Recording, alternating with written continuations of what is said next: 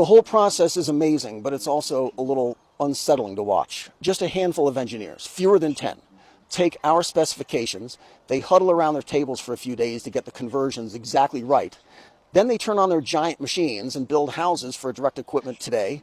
Tomorrow they'll build RVs for Australia, and the day after that they'll build luxury hotels for Japan. I tell you, I have a lot of days like that, where I'm shocked at what I see. I've been here 13 years and I still can't get over it sometimes. We still don't know what to make of it. And that's what this report here is trying to make sense of too. This whole analysis is awesome. It's not paywalled, and it's very similar to the reports we put together.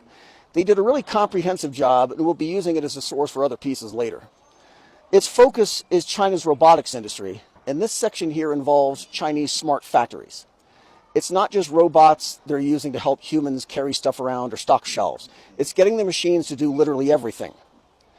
The level of automation doesn't exist at all in North America or Europe to this degree. This is not a statement that the United States is losing. It's to demonstrate an absurd difference in manufacturing proficiency.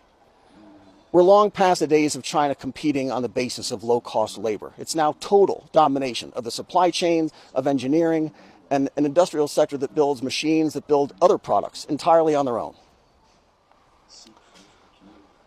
This is taking place now across many industry sectors and product lines. The most extreme example is the dark factories, which is just what they sound like.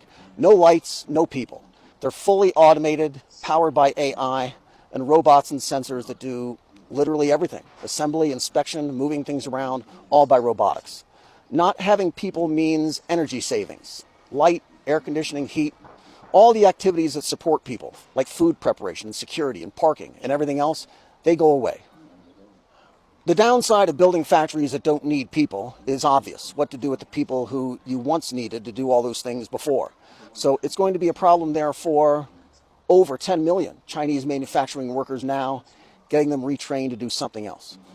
But policy planners in China may see that as a rounding error, given a population of over 1 billion people, and the new markets that are going to be created by products coming out of their smart factories, like houses in North America, for example. Insiders with a strong understanding of what's going on in China's industrial sector estimate that China is probably already the world leader in smart manufacturing, but certainly will be in 5 years.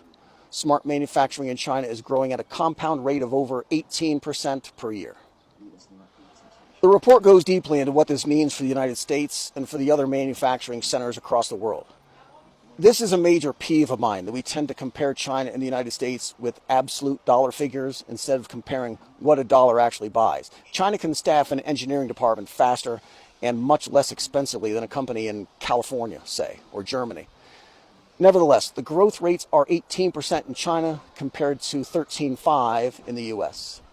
18% compounded growth for the industry means that it will double here every 4 years. 13% growth in the US means a doubling every 5.5 years. So no matter where things stand right now, it's just a matter of time. And here are some of the catalysts on the Chinese side. China's artificial intelligence models cost just a fraction of what our AI vendors charge.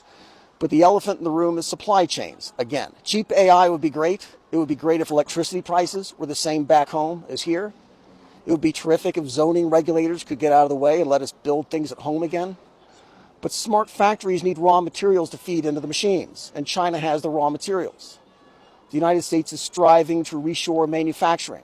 We will struggle to replace the supply chain in China.